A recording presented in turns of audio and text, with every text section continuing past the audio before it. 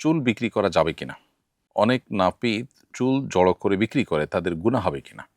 উত্তর হলো যে মানুষের শরীরের কোনো অঙ্গ-প্রত্যঙ্গ, শরীরের কোনো অংশ বিক্রি করা জায়েজ নাই, সেটা জীবিত মানুষের হোক কিংবা মৃত মানুষের হোক।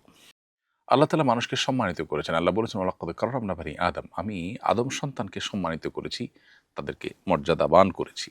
তো মানুষের শরীরের কোনো অংশ কেনা-বেচা এটা মানুষের প্রতি মর্যাদার পরিপন্থী আচরণ বা কাজ। এজন্য ইসলাম এটাকে অ্যালাউ করে না, জায়েজ করে না। এজন্য আমাদের উচিত এবং কর্তব্য হলো যে এ জাতীয় বিষয় থেকে বেঁচে থাকা। সামান্য একটু লাভ বা দুনিয়ার একটু সুবিধার মোহে আমরা যেন, এই লোভে যেন আমরা আল্লাহর যে নির্দেশনা সেটা যেন আমরা লঙ্ঘন না করি। এজন্য সমস্ত ফকিহগণই অলমোস্ট একমত যে মানুষের শরীরের কোনো অঙ্গ-প্রত্যঙ্গ বিক্রি করা জায়েজ নাই। হ্যাঁ, কেউ কিনতে নিরুপায় হলে, কিডনি কিনতে হলো, তাহলে নিরুপায় ব্যক্তির জন্য কেনা জায়েজ আছে। কিন্তু চুল কেনা-বেচার ব্যাপারটা নিরুপায়ের হওয়ার মতো বিষয় নয়। বিধায় এটা কেনা এবং বিক্রি করা উভয়টাই জায়েজ নয়। যেসব সূরার শেষ আয়াতে সিজদা দিতে হয়, সেগুলি পাঠ করার পর কি প্রথম সিজদায় তেলাওয়াত অতঃপর রুকুতে যাব? সাধারণত ইমাম সাহেবদের দেখি নামাজে সিজদার আয়াত পাঠ করার পর আরও তেলাওয়াত করেন, এরপর রুকুতে যান। কিন্তু যেসব সূরার শেষ আয়াতে সিজদা, সেক্ষেত্রে করণীয় কি? খুবই গুরুত্বপূর্ণ একটি প্রশ্ন।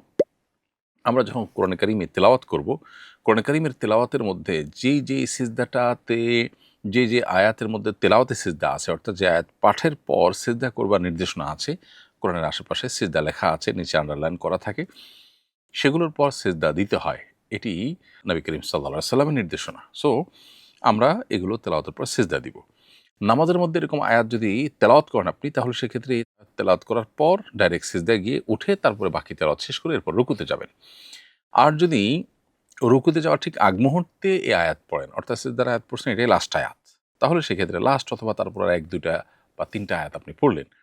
তাহলে সেক্ষেত্রে আপনি সরাসরি সিজদায় গিয়ে আয়াতে সিজদা তেলাওয়াতে সিজদা না দিয়ে বরং আপনি রুকুতে গেলেন। রুকুতে যাওয়ার সময় যদি নিয়ত করেন যে আমি সিজদার যে আয়াত তেলাওয়াত করেছি, এই রুকুর মধ্যে সেটাকে ইনক্লুড করছি, অর্থাৎ আল্লাহর জন্য রুকুতে অবনত হলাম। কারণ আয়াতে সিজদাতে মূলত সিজদা দেওয়ার নির্দেশ থাকে অথবা সিজদা দেওয়ার কোনো হিস্ট্রি বর্ণনা করা থাকে। সেজন্য আপনি রুকুতে গিয়ে সিজদা দিচ্ছেন বা সিজদার মতো অবনত হচ্ছেন আল্লাহর সামনে, সেটি নিবেদন করছেন।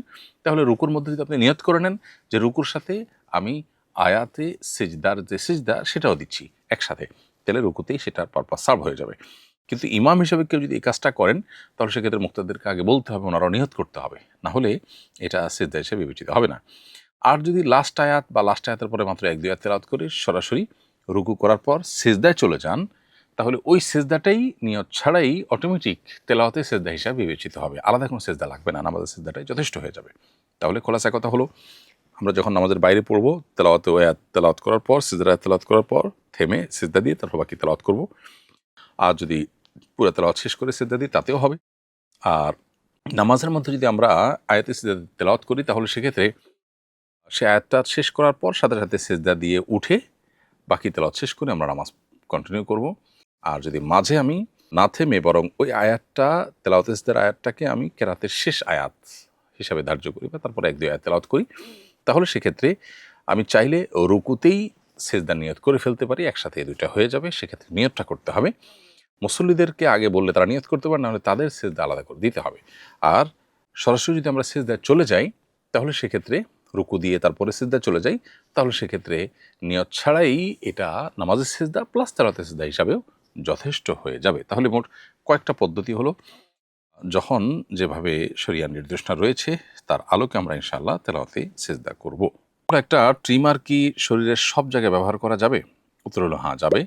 কোনো ট্রিমার শরীরের এক জায়গায় বা এক অঙ্গে ব্যবহার করলে অন্য অঙ্গে আর ব্যবহার করা যাবে না, এমন কোনো কথা নেই। বরং এক অঙ্গে বা শরীরের একটা জায়গায় ব্যবহার করলে অন্য যে কোনো জায়গায় সেটা ব্যবহার করা যাবে। আমি বাইতুল মুকাররমের সামনে ব্যবসা করি, সাধারণত সালাম ফিরিয়েই বেশিরভাগ মানুষ বের হয়ে যান। এই সময় বেচা কেনা বেশি হয়। আমি যদি চাই সুন্নত নামাজগুলো নিয়মিত জমা রেখে পরে বাসায় গিয়ে পড়ব, এটি করতে পারবো কিনা? এতে আমার কোনো গুনাহ হবে কিনা? উত্তর হলো, নামাজের পরবর্তী যে সুন্নত নামাজ আছে, যেমন জোহরের পরে, এশারের পরে, মাগরিবের পরে, এই নামাজগুলো আপনি পরে পড়তে পারেন। কিন্তু এই পরের মানে হলো ওয়াক্তের মধ্যে। ওয়াক্ত চলে গেলে, অন্য ওয়াক্ত চলে আসলে তত সময় পর্যন্ত বিলম্ব করে এই সুন্নতগুলো নামাজ পড়া আপনার জন্য জায়েজ নয় বা সঠিক নয়। কাস্টমার ধরার জন্য সালাম ফেরানোর পর আপনি যদি উঠে দোকানে চলে যান, কাস্টমারের ভিড় কমে গেল, পরবর্তীতে আপনি দোকানে অথবা বাসায় গিয়ে ওয়াক্তের মধ্যেই নামাজগুলো পড়ে ফেলতে পারবেন।